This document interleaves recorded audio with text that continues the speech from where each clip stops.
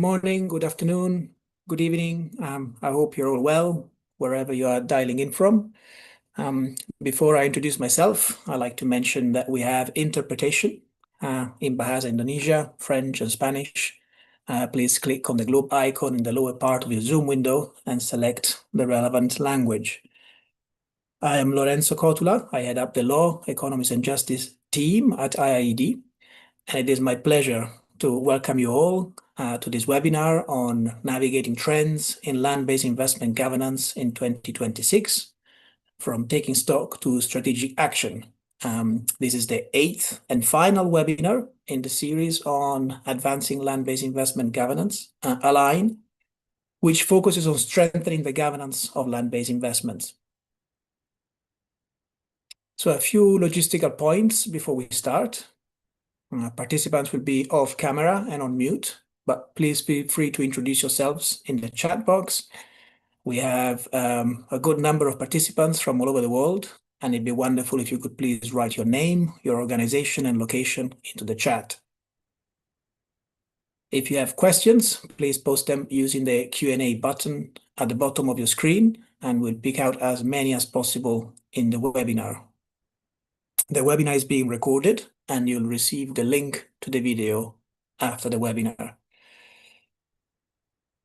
So moving on to the theme of the webinar then, in many low and middle income countries, governments have been promoting land-based investments from agriculture to critical minerals projects in the name of economic growth and the energy transition. But the projects often deepen deforestation, undermine the rights of indigenous peoples, local communities, and small-scale producers, and they often embed extractive economic models.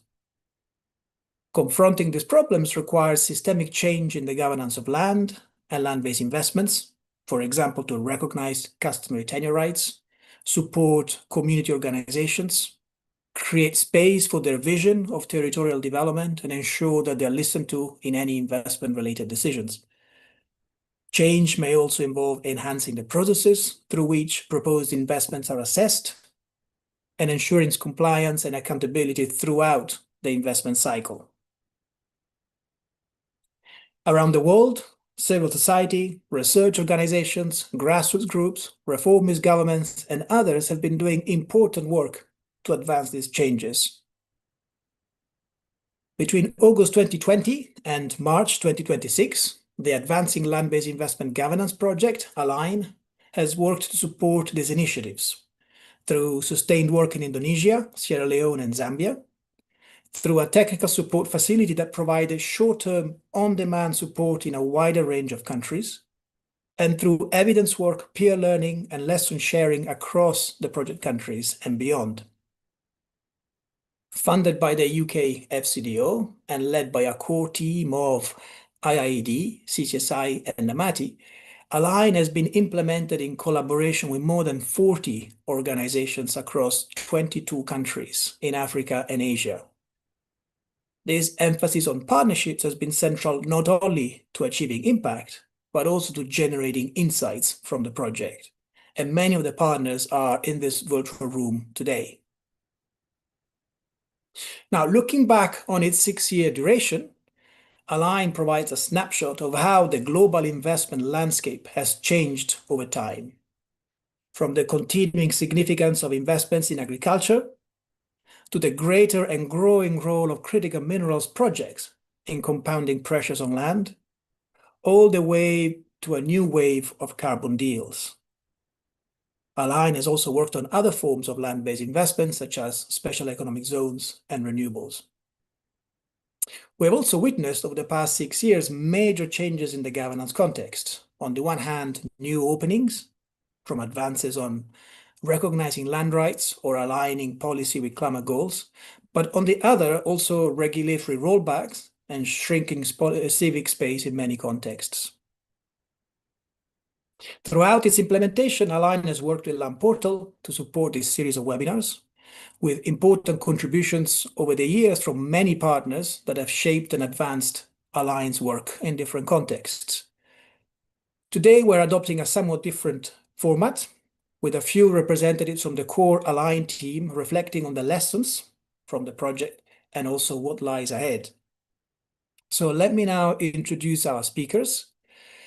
I'm very lucky to be sharing this panel together with Sonkita Conte. Sonkita is a co-founder of Namati, and he leads Namati's work on land, environment, and climate in Sierra Leone. He has practiced law in Sierra Leone for over 20 years and has been closely involved with the ongoing land reform process in the country.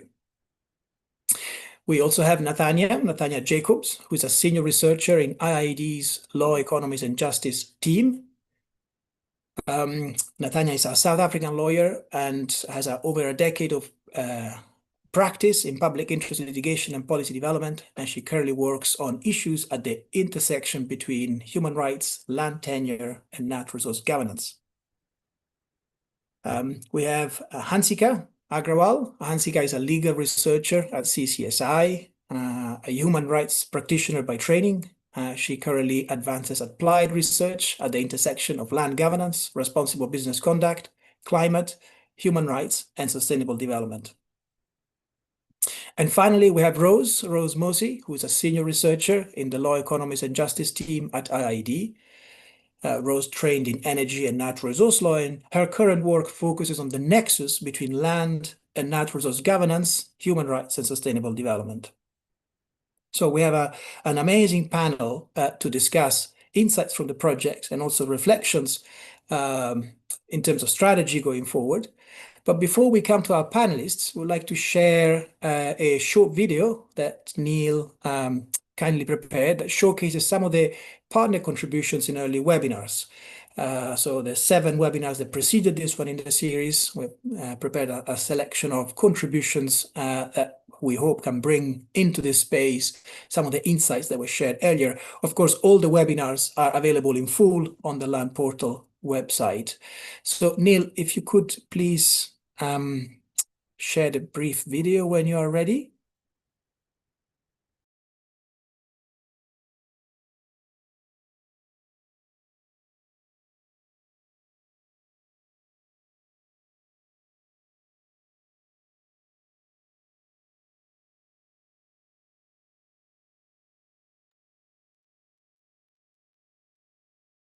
There might be an issue with the audio, or is it just me? Yeah, it's not coming through the audio of the video.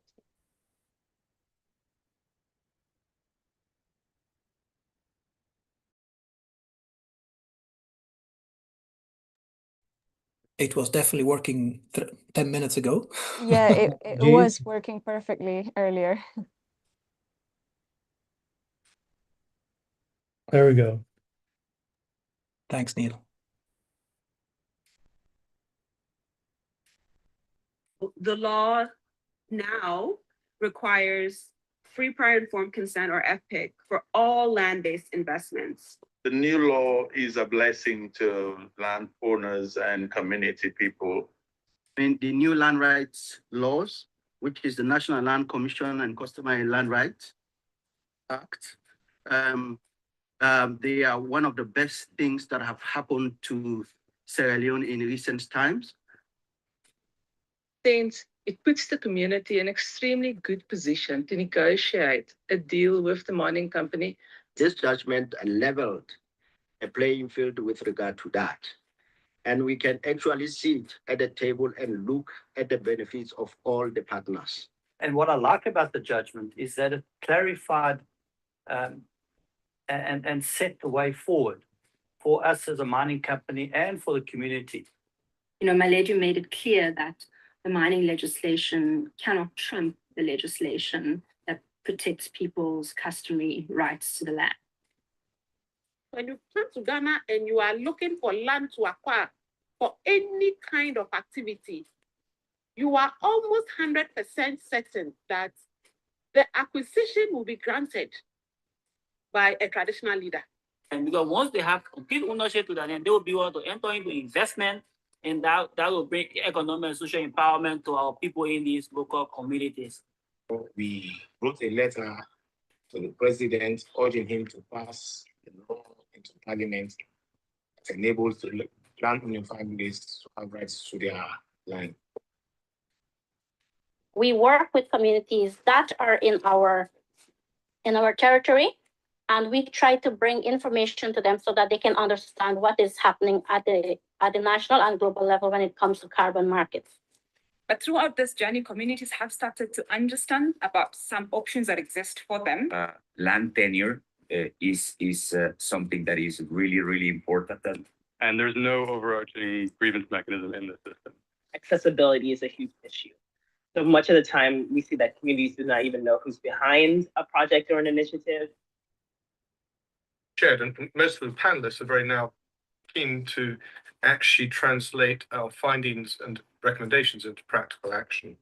There's a haste in terms of approval of certain investments in the mining sector. The community development agreement, we are ensuring that both the communities and the mining companies come together and negotiate what is best.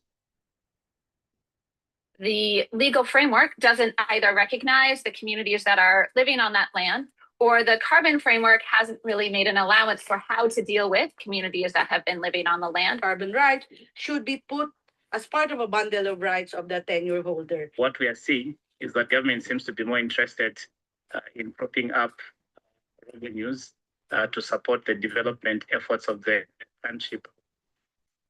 We need about 1 ton of lithium to produce 70 Tesla cars. So for that, you need 2 million liters of water. So issues get watered down, and the very rights which were intended to be protected tend to be undermined. Here comes a conversation on energy transition. It's a little bit of a confusing moment for a country like Uganda. We've used litigation very much to try and make visible the members of the community.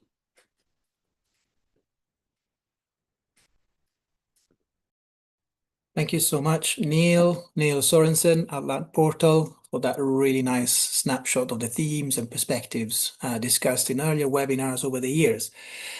So as discussed, we now have an opportunity to reflect collectively on changes over the past, the changing context of the past 6 years, the lessons learned, but also the implications for strategies looking ahead. So let me start then with questions for discussions with the panelists, starting with Sonkita. Sonkita, Sierra Leone offers an interesting example of change over time. If we look back over the past 6 years, there have been important legislative developments, among others, particularly on customary and collective land rights. And can you please help us understand what these changes mean in practice? Thank you, Lorenzo. I hope everyone can hear me. Good morning from my end. In August 2010, the government of Sierra Leone granted a mining lease to African Minerals for the largest iron ore project in the country. That project spanned roughly 400 square kilometers of land in Tonkolili district, and it was estimated that the land space held about 14 billion tons of iron ore. Now, when it was done, the government officials that were in charge of the Ministry of Mines and the Minerals Agency went to the communities and told them they would have to make sacrifices for the good of the country. Now, against the backdrop of the fact that the land actually belonged to families and communities, not to the government, no consent was sought directly from these families and communities. Instead, what happened was that local chiefs were given agreements and they thumbprinted those agreements and rubber stamped the deal. Interestingly, many of those local chiefs could not understand what the content of those agreements was. Now, rent was set by the company at $2 per acre, but then only 50% of that money went directly to the landowners. The other 50% was shared across the local chiefs, the district council, and the central government. Now, to ensure that the mines operated without interruption, the company relocated hundreds of families. Now, all of this was legal under two particular laws, the Provinces Land Act of 1927 and the Mines and Minerals Act of 2009. Now, the Mines and Minerals Act of 2009 essentially was based off of a colonial mining law. that was repeated over time, even after independence. Now, these two laws governed land and minerals rights acquisition in the country. Now, as you would expect, both of these laws and most of the land deals that were finalized under these laws were not satisfactory for communities. They did not like them. They resented both the laws and the agreements that came out of them. And naturally, there were protests because the communities could not find legitimate means of airing their grievances. So protests became the order of the day, and they were bloody. They led to loss of lives. People were arrested. Properties were destroyed. It was very evident that the laws were not working for the people, both the 1927 one and the fairly recent 2009 mining law. Now, this did not only happen in Tonkolile, it happened across the country where large-scale land investments operated. And so after significant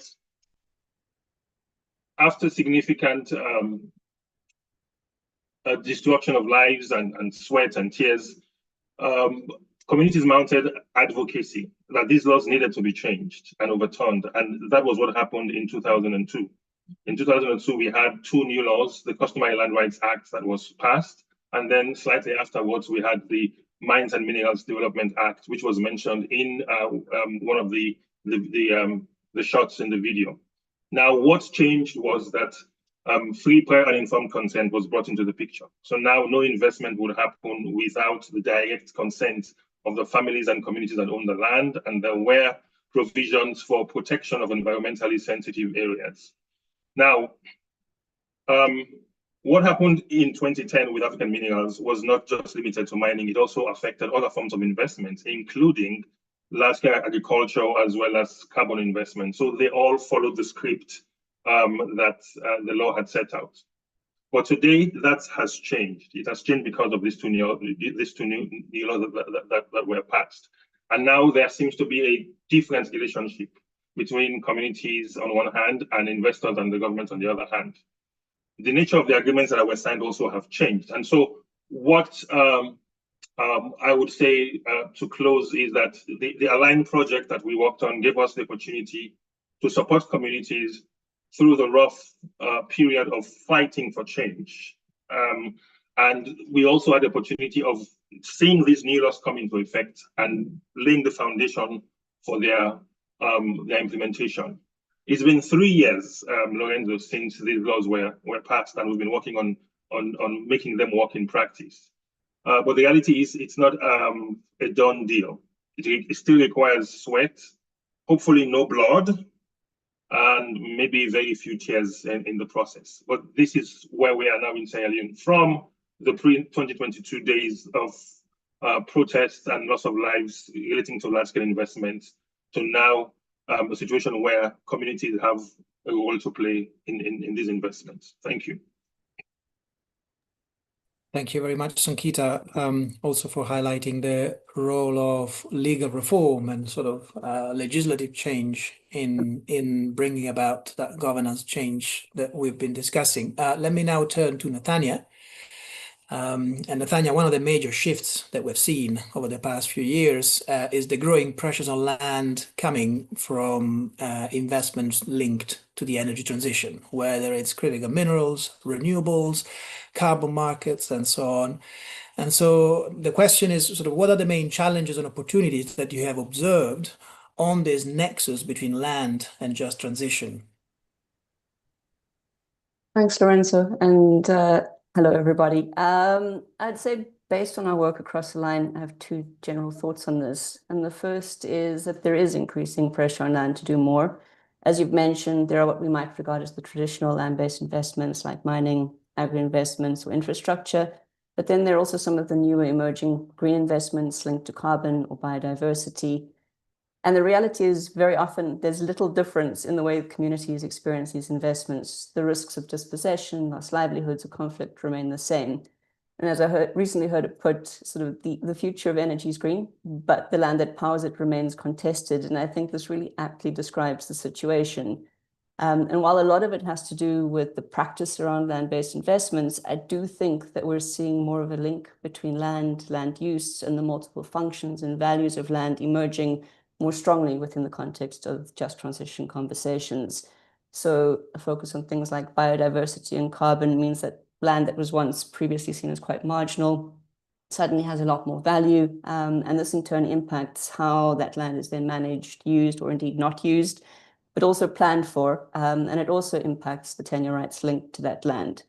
And it's in this context that the states are needing to make increasingly complex and strategic choices for how land will be used. It can no longer be a simple question of sort of mine royalties or potential for local jobs. Longer term climate, environmental and social costs, and what the optimal use of that land is, taking all factors into consideration, is becoming a critical issue. And the nature of land tenure and how tenure rights are recognized and respected, particularly customary or unregistered legitimate tenure rights, are at the center of this. I think the second aspect is that when we're talking about just transition, it offers us an opportunity to do things differently. It asks for business unusual. It asks us to deliver justice. And when we're talking about justice in the context of the just transition, we need to be aware that it involves many different angles. But in general, there's about sort of three key elements. And that's sort of that the process needs to be fair. So what people refer to as procedural justice. And land tenure is central to this. Land tenure shapes who should be involved, how they should be involved, what consent should be sought, and what types of information should be shared. Also, what's seen as a fair process will look very different depending on the interests and the nature of the tenure rights impacted. In turn, proper consultation can also help surface some of the different interests and tenure rights. The second element, when we're talking just transition and justice, is that things need to be fair, and there needs to be a fair distribution of risk and benefit, what's often referred to as distributive justice, and to properly assess who might be impacted by a transition-linked investment. We must understand the existing tenure-linked livelihoods and social risks. Good land governance helps to ensure that there's a fair distribution of risks and benefits. It clarifies existing tenure rights. It facilitates informed land use decisions, and it also surfaces opportunities for benefit sharing. And I think the third element, which we have to keep in mind when we're talking about just transition, is that there needs to be a recognition of histories and the practices of those using the land. This is often referred to as restorative justice or recognition justice. And really, it's about the acknowledgement of structural inequalities or alternate worldviews, which are fundamental to the transition. Without accounting for these, we risk sort of entrenching much deeper harmful patterns. And good land governance can help to ensure recognition of marginalized groups. It can open up access to remedies and can also begin to address some of the inequalities that are baked into land systems. I think, in summary, land governance asks us to look at who has access to the land, who makes decisions, who benefits, and these justice elements are therefore pretty much baked into the concept. It's just sort of tweaking it to bring about that realization. The other thing I would flag is simply that these considerations are really relevant at the local level where implementation happens, and getting them right also means that a just transition is more likely to gain traction and broader social acceptance, and thus be more fair. Thank you, Nathania, for highlighting the changing pressures at the local level and also the linkages between land and justice in the transition and how those ideas can help guide responses at the local level. Let me now come to Rose, and particularly discussing pressures on customary and community lands that are increasing, including in connection with energy transition related investments. We're seeing now renewed interest or renewed attention to the role of local authorities, traditional authorities also, in managing some of the tensions that arise in the context of those growing pressures.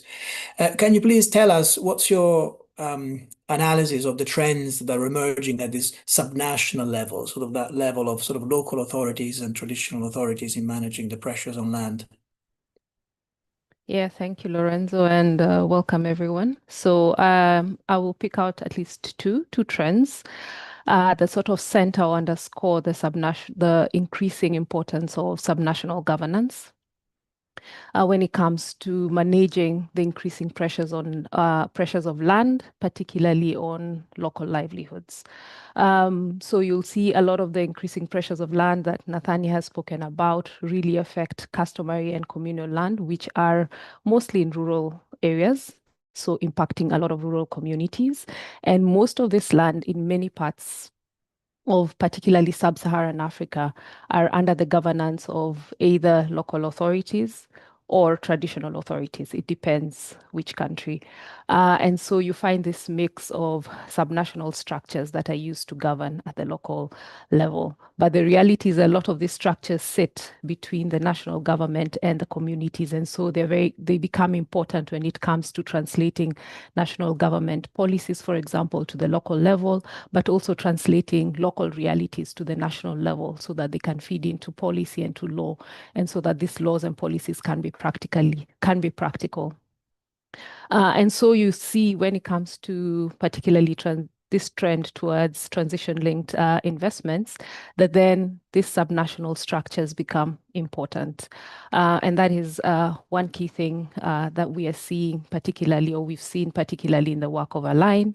We've seen in Zambia specifically, there's a lot of tension between the traditional authorities and the national government, where there's more and more demand for customary land for investments, in particular in Zambia.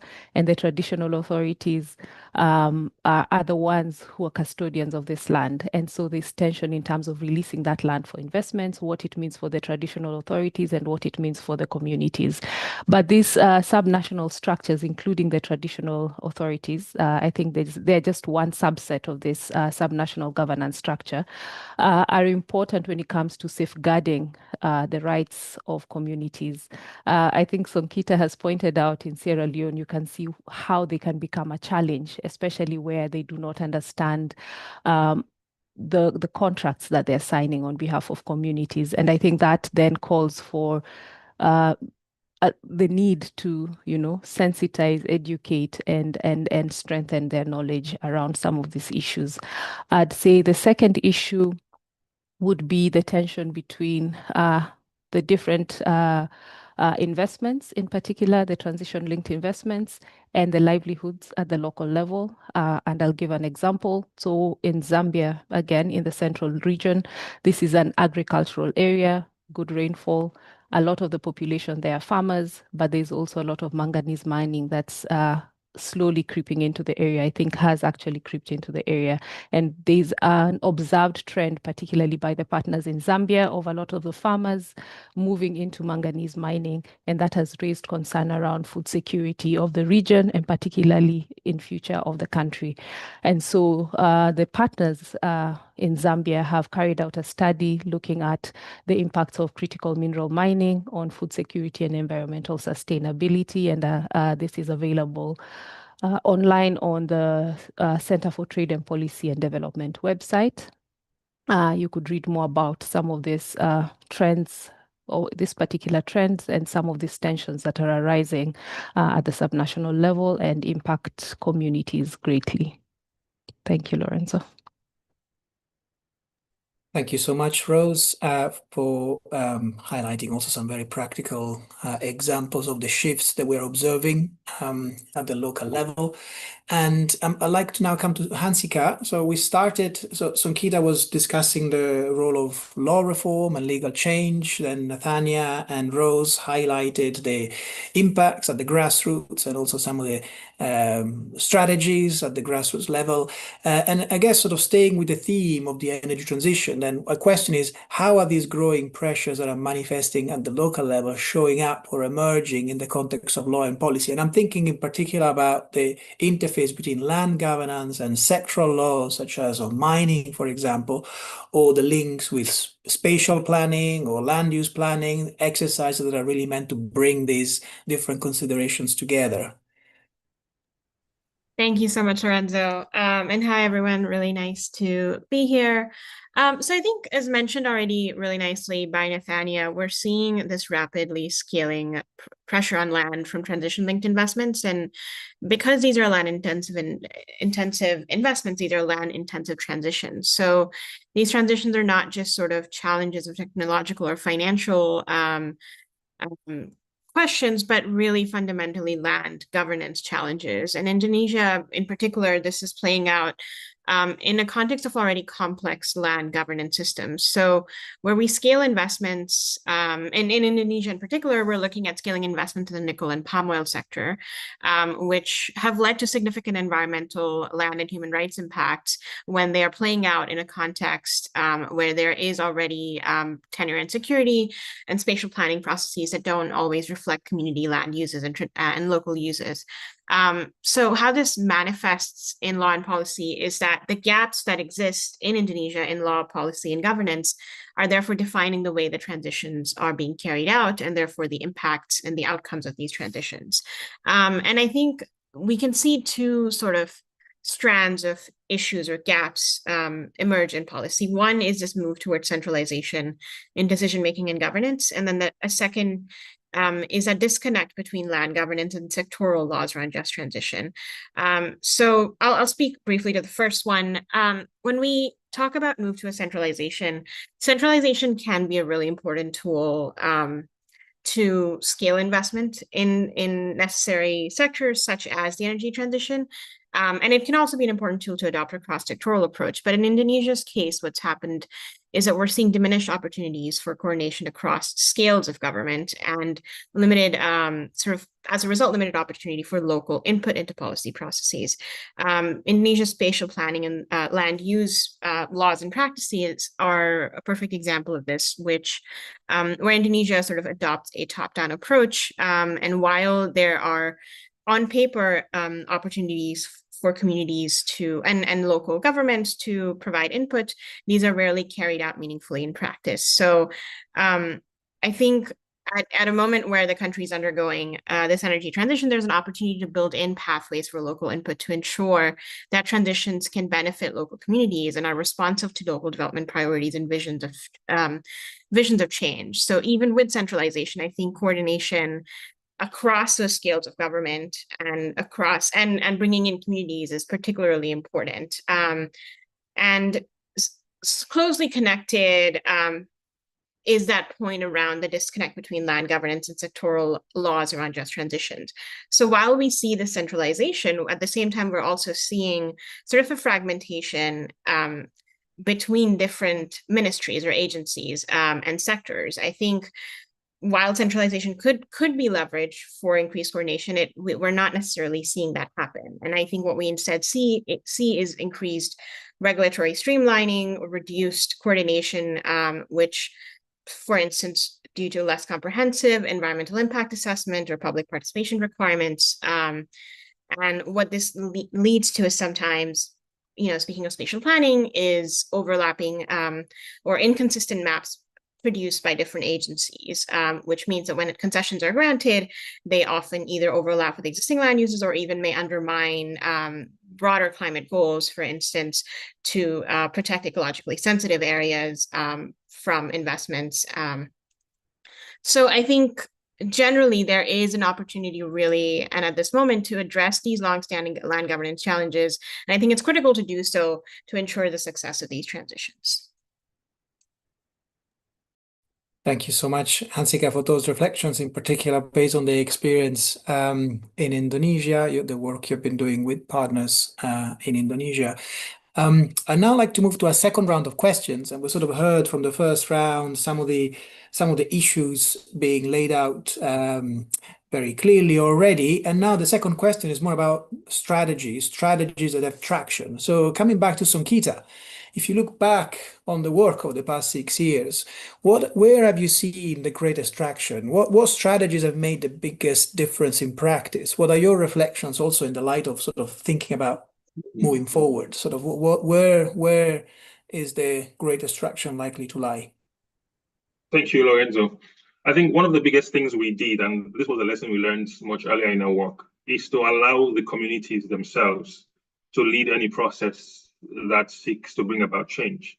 Now, usually in Sierra Leone, you find NGOs trying to do policy advocacy themselves, and sometimes they band together and create coalitions. But in our case, we realize that the people with the most legitimacy in this process, the most skin in this process, the ones who have suffered for decades in the hands of large-scale companies, bad faith in nature, as well as governments that work with them, are the ones who should lead this process. So ensuring that communities took the lead in fighting for change, I think, was a game changer for us. And we also ensured that community is not just those with the loudest voices. We ensured that there were women participating, there were young people in the process. And so that helped to create and sustain the momentum that took us from the initial drafting of these laws to their eventual passage in Parliament. Now, another thing that was important for the process, Lorenzo, was the use of data and documentation. Now, over the years in our work, we have been able to document how the law has failed the people that own the land in several ways. So it could be the provisions are, the provisions are archaic, they're exploitative, or the institutions are not working. And so, once we were able to collect the data on a systematic basis, on a case-by-case basis, we were able to show a picture of a trend that happened not just in the north of the country, but also in the south and in the east. And that was useful in bringing the reality to the fore, especially when communities engaged with policymakers. They saw the videos, they saw pictures, they saw the evidence of how the law was letting the people down when it came to large-scale land investments. And then the last thing I'll talk about would be looking for opportunities to leverage. We were opportunistic in one particular instance when the country was preparing for election. So it was 2018, and the current government was about to go for election. And we saw the opportunity to get them to commit, all of the parties that were involved, to commit to a series of actions that people wanted. So we got more than 30,000 signatures to a land pledge, which included free, fair, and informed consent, protection of the ecosystem, participation of communities in land administration. And so when these politicians came to campaign and make promises, the communities told them, you need to sign up to this pledge, and if you win, you are promising that you will enforce what you have signed up to. And so we had all the 16 parties at the time signing up, and eventually the current government, the ruling party, won, and we were able to use that as a leverage to get them to say, well, you signed up to this, you made your promise, let us see you put your words to action. And I think those were some of the key things that took us over the line, Lorenzo. Thank you. Thank you, Sankita, for sharing that, those reflections. And I'll come to Nathania now, for a similar question, that really turning from trends to strategy. So where can meaningful change really begin? What strategies do you see as particularly promising in relation to the work that you've been doing? Thanks, Lorenzo. And I think a lot of sort of what I'll say is reflected in the work that others are speaking to. And that similarity, I think, is quite marked in sort of the way in which these systems work, regardless of the country context. I would say, in terms of, as I mentioned above, land use planning and strategic decision-making is becoming more and more relevant. And can be really powerful tools for the transition, but if done right. So drawing on work from Mpumalanga in South Africa, an area that's really at the heart of South Africa's transition away from coal, I think we've seen some key challenges, but with them some key solutions.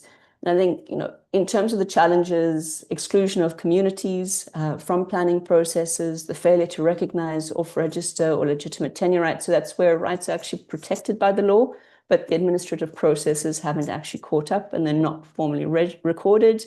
As Hansika was mentioning, that disconnect between national and local level decision-making and the sectoral siloing. Big national strategic projects are greenlit to take place on land long before the local contexts have actually been considered.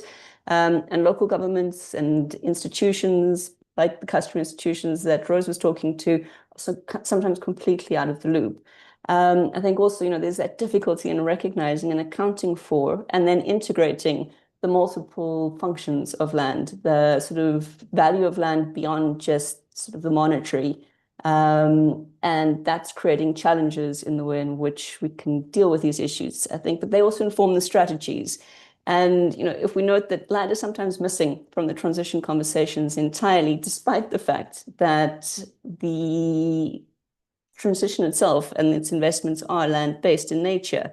A key issue that comes up as a strategy is, and I think it's been flagged already, is that issue of data. The data that's informing decision-making, it needs to be bottom-up and multifunctional. Ideally, it needs to be community-driven, and it needs to include more diverse categories and data points. I think another strategy and approach that is working is enhancing that participation and transparency and the consent-seeking processes. Those just transition conversations are happening really within really complex political economies. So ensuring that plans are rooted in community priorities and can improve, legitimacy and support, which are often, or support for what are often really difficult decisions. I think then there's also that issue of building alliances and collaboration at the local level. Very often those institutions, whether it's government or customary or community, they're all experiencing the same frustrations and exclusions. And an approach that can work is building those relationships and alliances, sharing information, engaging in joint problem solving that really can elevate the concerns and voice of those who are carrying the burdens. And then I think, next, an effective strategy can be about innovatively planning long-term. So thinking about what will happen to land and investment and infrastructure after investment closes and linking that to land reform, local economic development objectives can have significant impacts. And then I think the last thing I would say is, adopting pragmatic systems mapping that follows the process. So it cuts across the institutional siloing and the different ministries. So it's a bit like an institutional landscape approach. That is something that we've seen work. And I would flag that a lot of these strategies have been captured in a report or guide that's coming out. We've done it with the Public Affairs Research Institute of South Africa, and it's supported by the South African Local Government Association, and this captures some of those approaches. Thank you very much, Nathania, also for flagging that publication that is coming out imminently, publication that is really emerging from work embedded in action-oriented work. And coming to Rose just now, and I guess the question is very similar around sort of where do you see most traction? Perhaps one additional element of detail, if I may. Nathania mentioned the disconnect being part of the problem and considering the multiple values and functions of land, and also the importance of collaboration, the importance of coordination.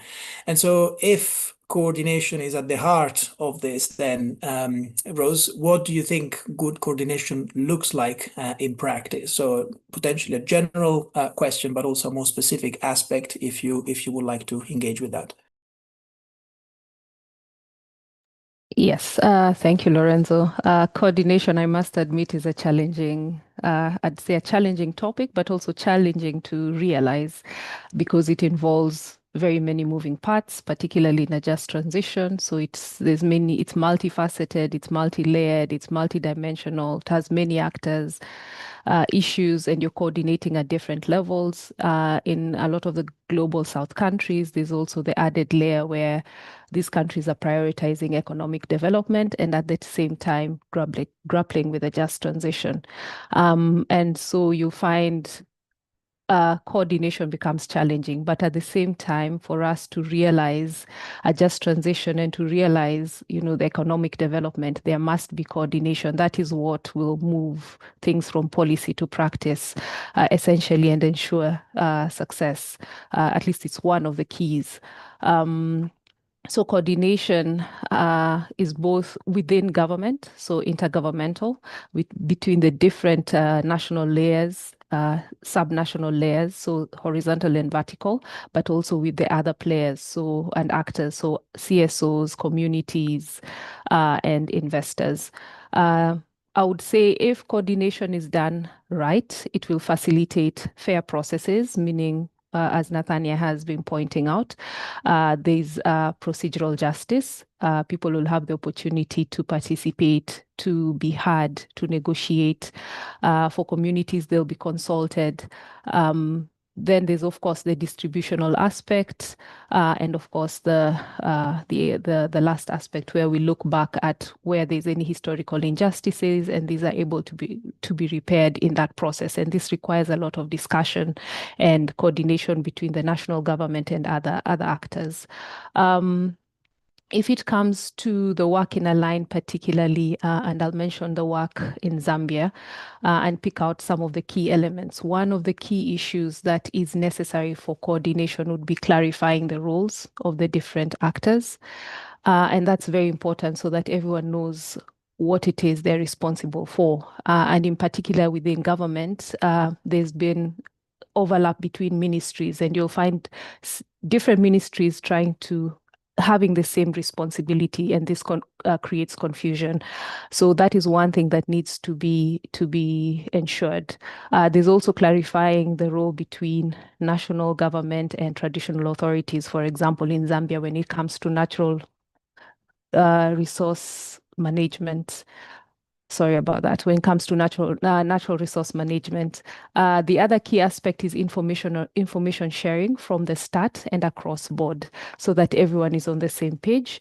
Then in Zambia in particular, we conducted what we call a functional analysis. It's yet to be published, but one of the key findings was that absence of a structured mechanism for coordination between the key ministries, so land, agriculture, and mining, and of course the subnational government. The government has actually noted this, and they've accepted this, they've recognized it, and at least they're willing to take action from the discussions that the partners have had with government.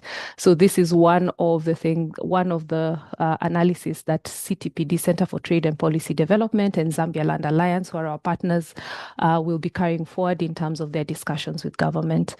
So this is work in progress. The other aspect is the CLACs, the Community Land Advocacy Committees. And so these are committees that were set up within the field sites, and in particular within the areas that we were working in. And these are committees with 10 community members.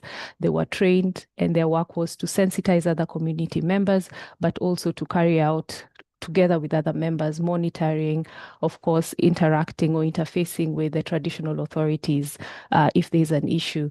And this created a system where the community issues could be raised and addressed. And this system worked well. And so that shows there's a need to also coordinate at the subnational level, create a system that works where issues can be raised from the local and translated to the national level. Real bottom-up approach, if you'd like to term it that way.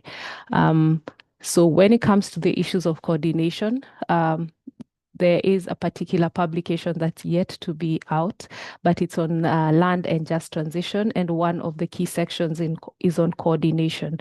I think we'll flag it once it's been published. Thank you. Fantastic. Thank you, Rose, also for highlighting again a further lesson sharing piece that is coming out with insights from the work in Zambia and also in Indonesia. And I'm now coming to Hansika for this sort of to complete this sort of second round of questions. Again, very much on the sort of where have you seen the most traction in practice, particularly perhaps around addressing the gap between national policy and local realities, right? Which also Rose was touching upon. What are your thoughts on this question? Thanks, Lorenzo. Yeah, I think just building on the great points that Rose raised, we sort of saw similar strategies gain a lot of traction and generate a lot of impact in our work in Indonesia. So a lot of our partners focused very heavily on trying to address that disconnect between governance at scales and the lack of meaningful input from communities. So the work focused on trying to create mechanisms and opportunities for more community input to shape and actively define policy and practice.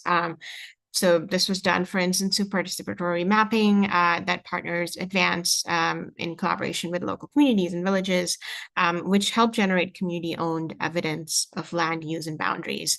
And it helped challenge official maps, which may have been incomplete, but also then helped feed into official government planning processes to really strengthen and improve those processes.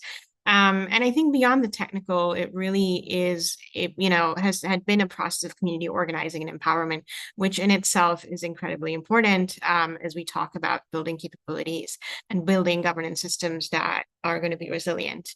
Community-based monitoring efforts, similar to participatory mapping, sort of serve similar functions, but mostly in creating accountability and feedback loops.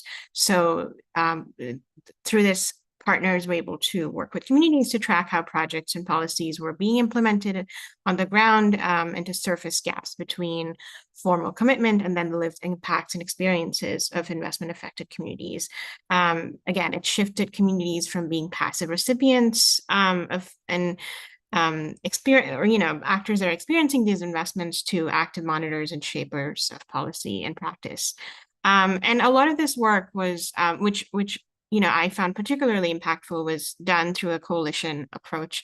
And I think in contexts where we see disconnect between, this operating in silos across sectors or disconnect between governance scales, coalitions can be particularly powerful because it can help build collective and complementary strengths that various civil society actors bring. So we see actors who were bringing together these opportunities for community and grassroots bottom-up input and combine them with actors who were able to engage with governments, engage in policy advocacy, both at the subnational levels and at the national levels, so that all the proposals and the evidence generated by the communities were actually feeding into real governance processes and leveraging political opportunities that existed for revision of spatial plans or revision of policies and laws. So I think the overall effect of these strategies is really to reshape how land governance functions in practice. And I think making it more evidence-based, participatory, and connected across scales is really where I think there is a lot of traction and impact. And I think Rose mentioned this report, which actually is has just been published today. So and I'll put a link in chat later, but there's a report that speaks to some of the great work that partners have done, which was co-authored together with some colleagues with our partner organizations, but as well as a report published by our partner coalition in Southeast Sulawesi in Indonesia itself, which I will also drop a link to in the chat. But thank you. Fantastic. Thank you very much, Hansika, for sharing those thoughts on a range of strategies, from the more technical to coalition building, policy engagement, and so on, and also for flagging those publications. I am happy to see that meantime, the questions are starting to come in the tab, on the Q&A tab. Please feel free to keep them coming, and we will come to them after one final round of questions, quick fire round on what to watch going forward. And so I come back to our panelists with this final question, and I'll ask panelists to be brief, so we do have time to come to the questions from participants. I'll start from Sunkita again. Sunkita, looking ahead, what do you see as the key developments to watch, whether in Sierra Leone or beyond, whether in relation to issues such as FPIC, free prior and informed consent, or revenue sharing, or other aspects? What should we be watching for in the coming months and years? Thank you, Lorenzo. So basically what to watch for is actual implementation of the provisions of these new laws. Now that free prior and informed consent is mandatory for all forms of investment, communities want to see that happen in every single investment. And the law is, in actual fact, setting up the country as a bastion of good examples of how this could work out in practice. Now, aside from being consulted and their consent sought, communities also want to play a much bigger role in alternative forms of investments. For the last 100 years, we've been mining in this country, and mining has come with a lot of baggage destruction of the ecosystem, pollution of water sources, etc. And the provisions of the Customary Land Rights Act gives the communities the ability to say yes or no to the investments that they think might or might not further their interest. And so what we're seeing is communities opting for less destructive forms of investment in their areas. And I think this has relevance for this whole just transition discussion and the issue of stewardship of environmental resources. Currently, communities have had a say in the development of a carbon strategy for the country. They want not only to be recognized as the owners of the carbon rights, but they want to see themselves participating and making decisions regarding how those investments help to steward either mangroves or rainforest or anything that helps to reverse the effects of climate change. So what we see here is communities taking it a bit further, Lorenzo, not just giving consent to investment, but also being a part of the investment that happens on their land. Thank you. Thank you, Sankita, both for the reflections and also for the brevity. And I'm coming now to Nathania, same question, looking ahead, what do you see as the key issues to watch out for in the coming months and years? I mean, at the risk of making it a slogan, right, there's the no climate justice is possible without land justice. And I think this is going to become more and more of an issue. I think a lot of the focus on this space has been around recognizing the valuable role of Indigenous or customary knowledge and the role that can play in maintaining ecosystems or realizing effective climate responses. I think what we need to see and what we were going to probably see more of is greater focus on the recognition of those institutions themselves, and also how the knowledge held within those institutions is given value but not changed. I think also finding those meaningful ways to integrate different views into land use planning is going to need a lot more attention. And I think, another aspect that we can't lose sight of is that there are sort of multiple land rights and interests and systems, even within what we term customary or traditional authorities. And I think we're going to see that becoming more and more of an issue in the coming years. Thank you, Nathania. And Rose, again, as we look ahead, what are the key developments to watch, whether at the subnational level that you were speaking to earlier or more generally, please?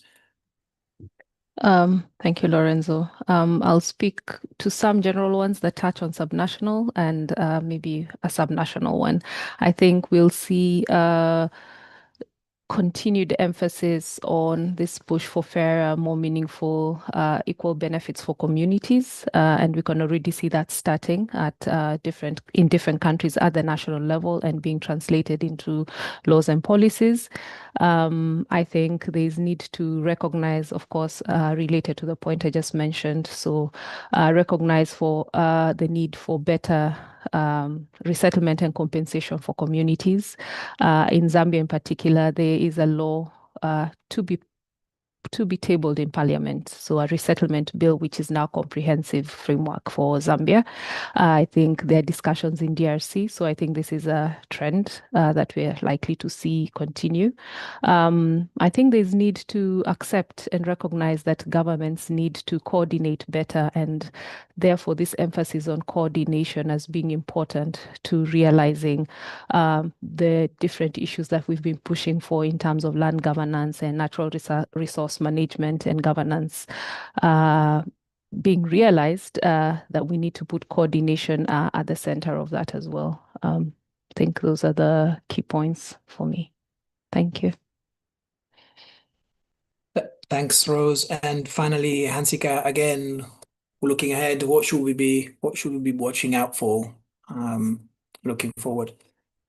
Thanks, Lorenzo. Yeah, I think just firstly echoing up everything everyone has said, but just building on that, I think a greater integration of bottom up and top down planning is needed. I think it wouldn't necessarily be sort of an either or, but I think it's incredibly important to make sure that transition planning is happening across scales, and even when centralized, happening across sectors, making sure there's adequate local input. And I think this really requires confronting head on the long-standing challenges that we've seen in land governance across sectors and over decades.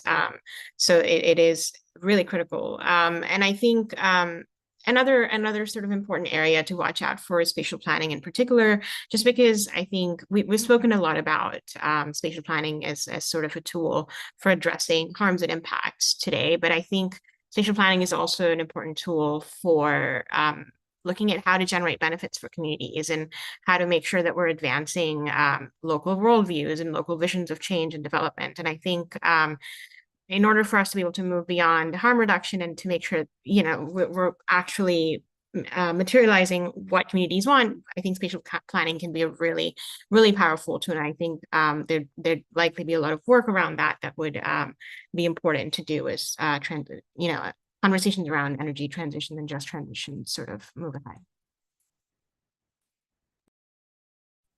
Thank you so much, Hansika, and thank you again to all panelists. I see that we have a number of questions now ready for us to engage with in the chat, and super interesting conversation already. Let me pick up a few questions and then we can perhaps discuss them together. The first question is about free, prior, and informed consent, FPIC, which is mentioned in some international instruments, ILO Convention 169, UNDRIP, the United Nations Declaration on the Rights of Indigenous Peoples. Also, the question highlights some of the limitations of these instruments. The latter is non-binding, for example. And so the question is, what strategies shall governments employ to design land-based investment governance systems that ensure the meaningful enforcement of FPIC, rather than its reduction to a procedural formality? And I suppose this question could potentially be relevant to all panelists. So Kita, you spoke explicitly about FPIC, so perhaps this is something you could pick up if you would like to. There was a question on coordination, which was mentioned during the discussion so far. And so the question is, which international or global actors have a role to play to support this coordination? And what could those roles be, especially in contexts where multi-stakeholder coordination might be a break from business as usual? Rose, you spoke about coordination. Feel free to engage with that question if you would like to. Equally, I think, again, it's a question that is potentially relevant to all panelists.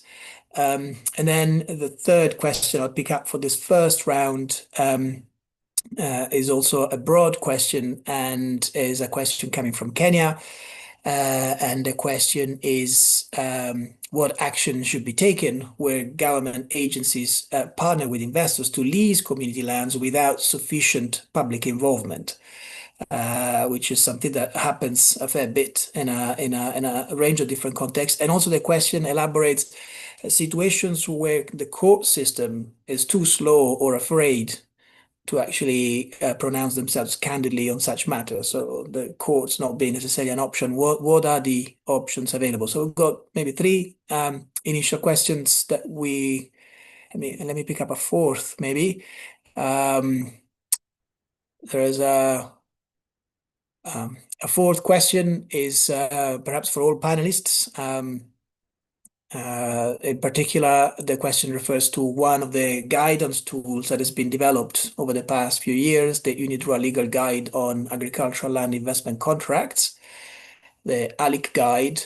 And the question is whether there are any examples where this guide has been used in practice in relation to land governance or more generally land-based investments. And so I'll come back to the other questions in a second round, but for now I'll pause. So we have a few questions, and I'll invite all speakers maybe to engage with those questions as you deem fit.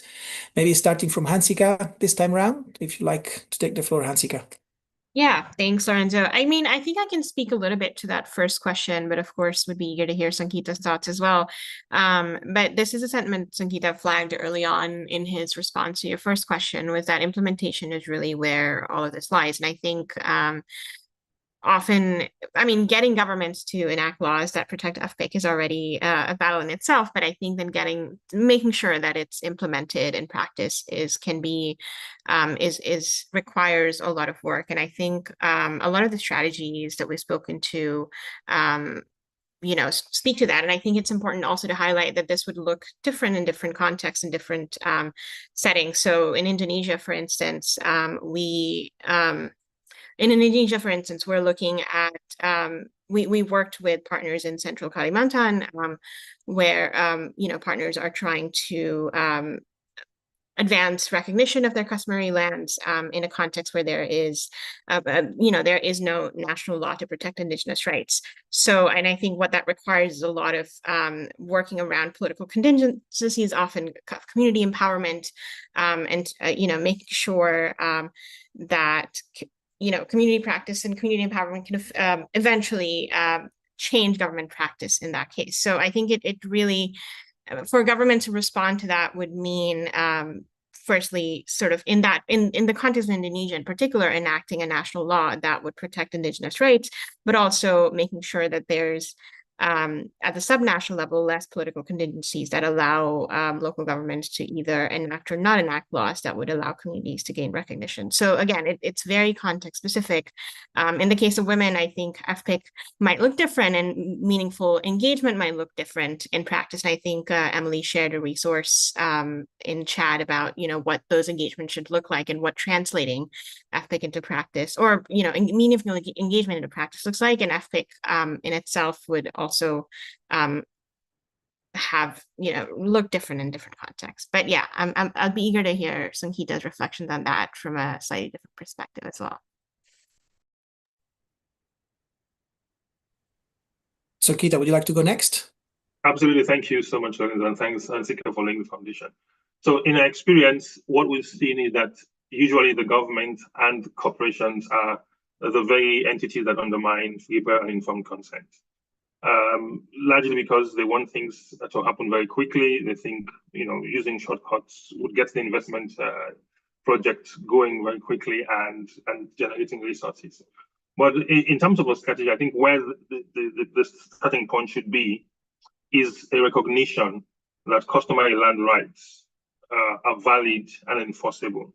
I think that has to be the first thing, that these are basic rights that communities and families have to their land.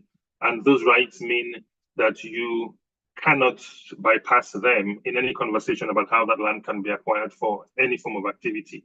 So once that is set out, I think the other one should fall into place.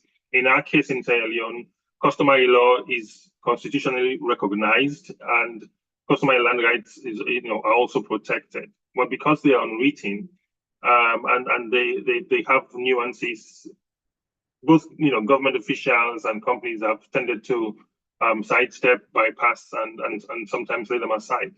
But I think a government that is keen on protecting the rights of its people should begin by having that recognition itself that the land does not belong to us; it belongs to the people. And if we want to facilitate acquisition of any sort, that has to be done with their consent, with their involvement. And I think for me that's a crucial thing. Recognition that the rights are valid and enforceable by the government and other key stakeholders is the starting point for genuine, free, prior, and informed consent. And of course, Ansika mentioned the issue of enforcement, and I think that is where the rubber hits the road. You can have beautiful provisions in the law, but if it's not enforced, if it's not implemented, then it amounts to nothing. And I think once the government has passed the law, they should be willing to abide by it. And in Sierra Leone, some of the problems we're faced with now, that they pass the law and sometimes they're having, I think, regrets, like, oh, we've recognized community rights and now we're having to go and ask them again for permission to use their land. Who does that? But that is the reality. And that is key for ensuring that these rights are respected in practice. Thank you. Thank you, Sonkita. If you wanted to engage also with some of the other questions, feel free to do so now, just because we're going through a round, and then we'll have to take another round of questions because they're piling up in the chat. So there were questions also about what to do where governments allocate land to investors Yes. without public involvement, for example, or other aspects that you might want to engage with here. Absolutely, Lorenzo. Now, again, we've had examples of that in Sierra Leone, and for us, we think it's not a good practice for government to be involved in those processes. We see government as the referee, so you have the different government agencies that are the regulators that are there to ensure that the game is played fairly. And so once you have the government becoming involved in the process of land acquisition, you put a pin in the process of free, prior, and informed consent. And we've seen that in a number of situations under the old laws, where the government went and acquired land from communities, from paramount chiefs, and then gave the land over to an investor. I mean, that government involvement stifles participation. Because, for example, when a government official goes into the villages, they go with armed escorts. They go with senior government officials, and you cannot sit in a meeting with community people and you are the minister with your armed escorts and expect to hear dissenting views or voices regarding a particular investment. It is not going to happen in Sierra Leone. And so in a situation, we would not like to see the government being directly involved in those processes. The government can lay the foundations and set the rules and allow meaningful engagement between the investor and the communities that actually own and use the land. Thank you. Great, thank you, Sonkita. I'll come to Rose next. Please, Rose, there was a question on coordination, but also equally questions on FPIC and strategies in the case of government allocating land without consultation and so on. So feel free to engage with any of those questions as you deem fit. All right, thank you, Lorenzo. I will start with a question on coordination. Yeah, and I think coordination also depends on what level we are discussing. So the actors may vary depending on the levels of coordination we're looking at, or at the level that we are looking at. But at national, subnational level, I would say, or in country, I would say global actors, particularly, I'd say funders, for example, who are funding different projects within those countries, the different CSOs, international CSOs or NGOs that are working in those countries can help to promote coordination together with the partners in country, because you also need to have an understanding of the context in order to develop a coordination system or plan that would work, because they could vary depending, even within one country, it could vary from location to location. So I think being able to fund work in this area to develop systems, to develop structures, models that then could be shared across board would be a good idea. At regional level, particularly in Africa, you're already seeing the regional economic communities. So ECOWAS, I think Mr. Ndiaye has pointed out, there's EAC, SADC, and you can see there's a renewed push towards regional coordination, regional partnering between the countries and between the different regional economic communities. So I think that would also be a good entry point in terms of actors. Yeah, I think so far those are the ones that pop into my mind. You also mentioned multi-stakeholder coordination.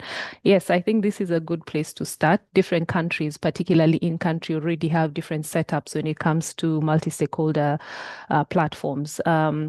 One thing we're exploring in Zambia, for example, was plugging into some of these multi-stakeholder platforms instead of creating new ones.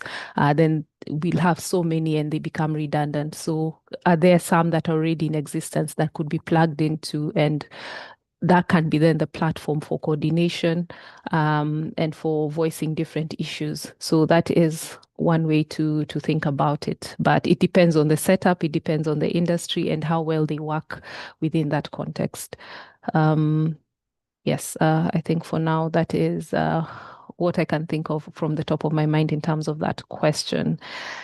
In terms of, I think, Roger's question on when government agencies partner with investors, I think that is a challenging thing, a challenging situation, especially in Kenya. I'm Kenyan, so I can speak a little bit about it, where you have no recourse to courts.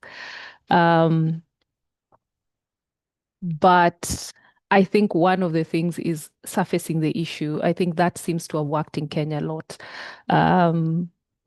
Where CSOs have documented the issue, the facts, and put them out in the public. Because more often than not, when people are discussing in the public, they're discussing what they've had, secondhand information. So sometimes when that information comes to the light, it forces the government to address that particular issue. So maybe that is one approach you could start thinking about. In terms of making sure that the facts about the issue are clear. Yeah. I think that's it for me in terms of questions. Thank you so much, Rose. And finally, Nathania, any questions or any aspects you like to pick up from those questions? I mean, I've had the benefit of everyone's really great insights. So I think, some brief thoughts perhaps to pull those strings together. On that question of FPIC, I think the only thing I would add is sometimes it's seen as a procedural issue, and I think there's more work needed to help understanding as to what it actually does, in terms of, the problems it can help avoid, the social and legitimacy sort of value that it brings. I think there needs to be more conversation and awareness around that specific point. So yeah, I won't go into all the other details. I think Sankita and Hansika have done a great job, but I think, greater awareness as to the why that FPEC requirement exists, I think would be valuable. I think, on that issue of actions and sort of the question of what do you do when the court system is not an option. I mean, legal processes are so difficult, complicated, expensive. Getting sort of the relief you need can take years.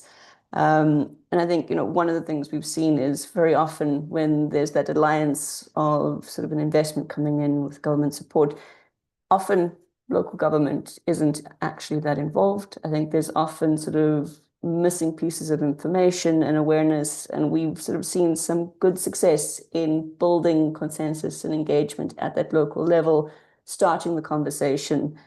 So trying to kind of address the issues through very strategic advocacy, very strategic engagements before you go the legal route. I think that's one thing I would add. And then just on that point of coordination, I think, Rose raised that issue of not wanting to create parallel platforms and institutions. I think one thing I would say is any of those multi-stakeholder dialogues, engagements, they require a lot of homework.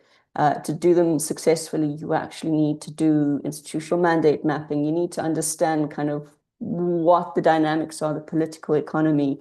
And I think that is where value comes in from sort of external actors. It's to perhaps provide technical backstopping for some of those sort of homework processes.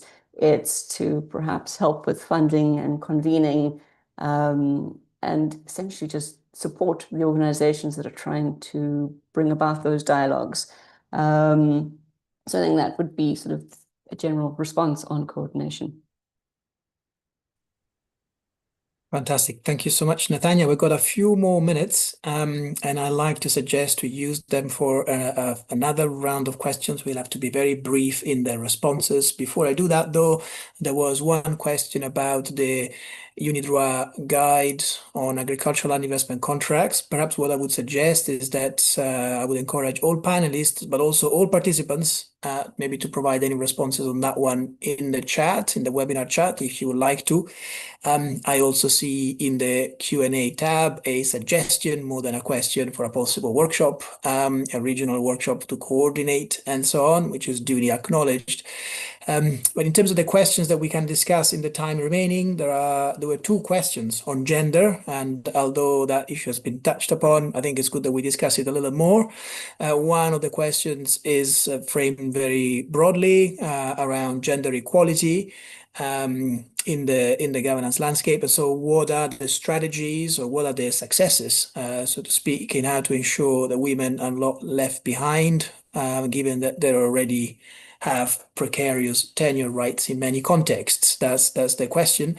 And also there is a separate question that is addressed specifically at Songkita about the issue of women's rights in land, in relation to land, under existing legislation and also existing customary structures.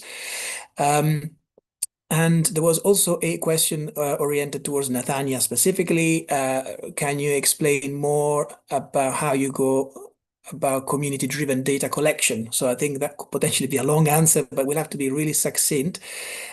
So can we do another quick round of responses, please? Perhaps starting with Songkita this time, really 1 minute max per speaker, so that we can then sort of move to the closing part of the webinar. Thank you. Thanks, Lorenzo. That is a great question regarding women's involvement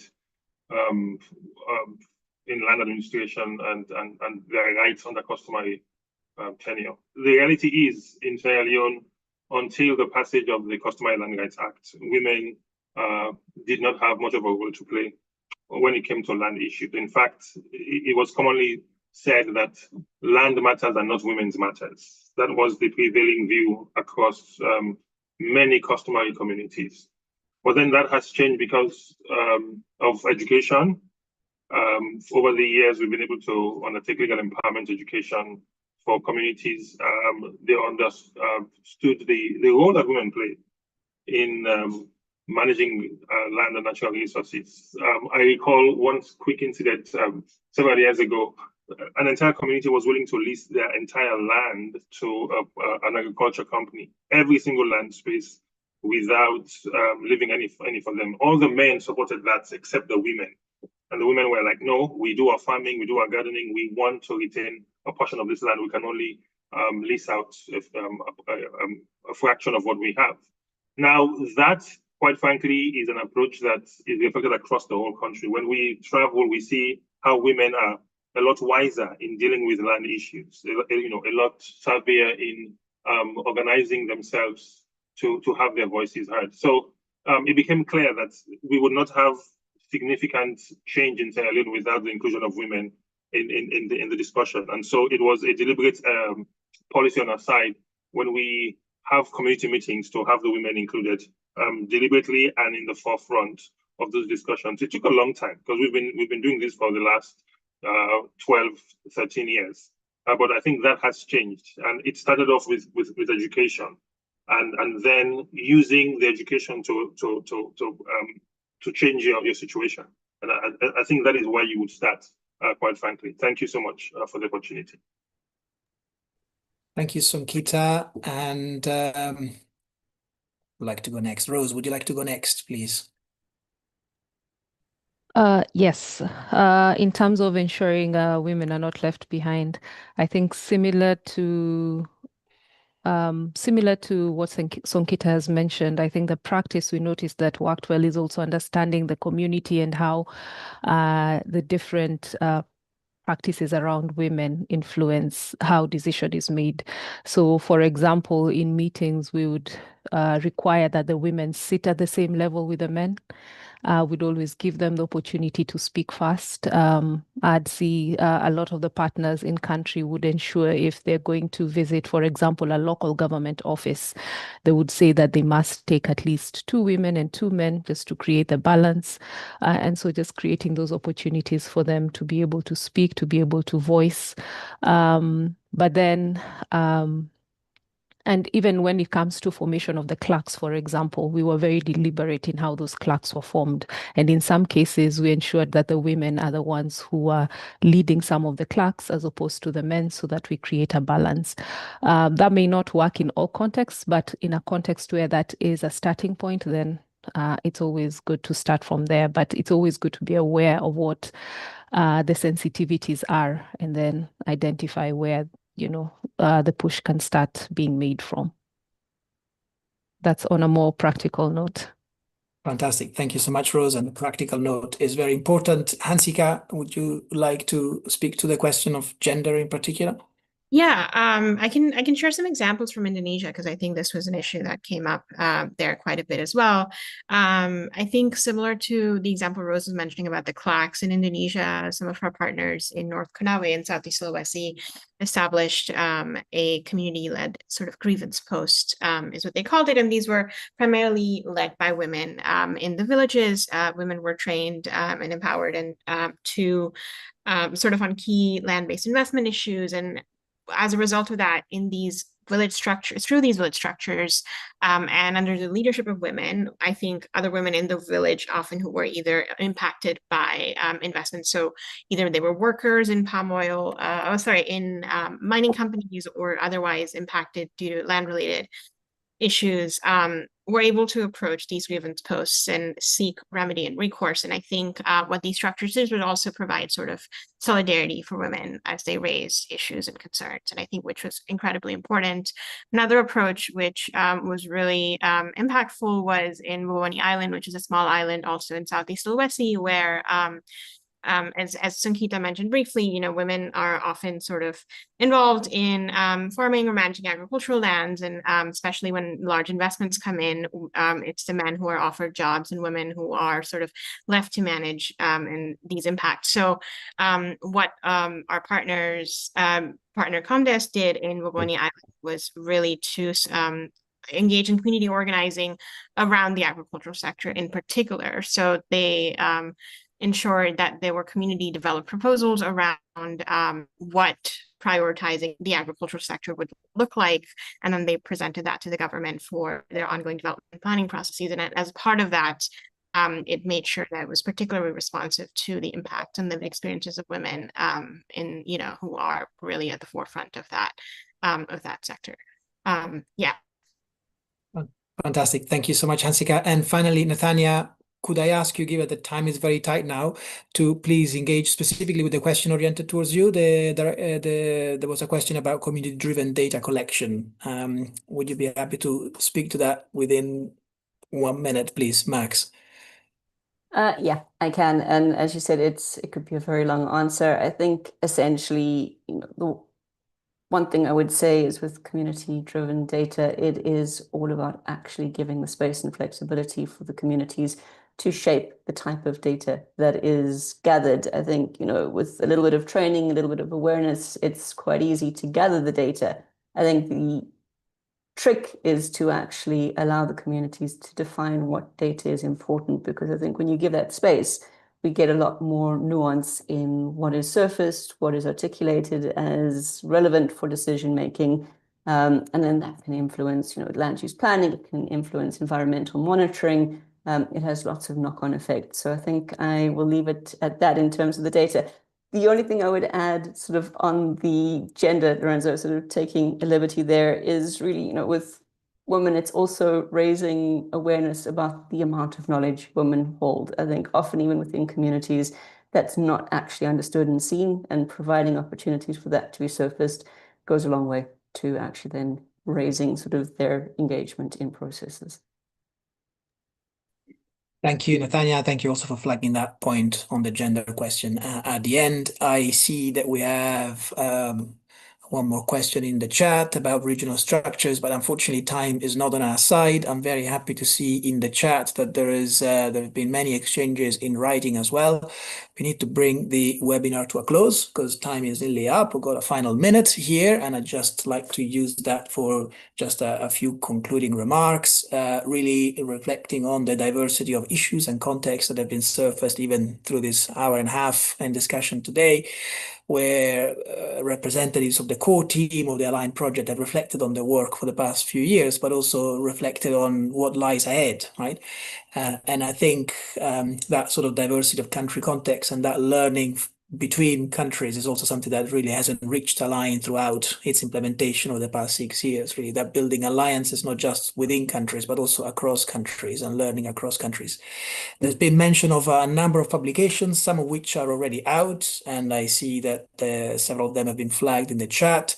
Others are coming out soon, so watch this space. You will hopefully hear from LAN Portal and from us on those publications. I'd like to say thank you to the panelists for really having enriched our hour and a half of discussion with reflections and on a complex theme. I'd like to share a big thank you also for Neil Sorensen and Emily Pollack, who have really led the organization of this webinar, and a big thank you to the interpreters who have really translated into multiple languages all our discussions. And above all, I'd like to share a big thank you to all of you as participants, as active participants, for the questions and the active engagement in the chat and so on, as participants in this webinar, and also for those who have followed the series for the past 8 webinars. Thank you so much for your active engagement. We look forward to staying in touch in new capacities in the coming months. Thank you.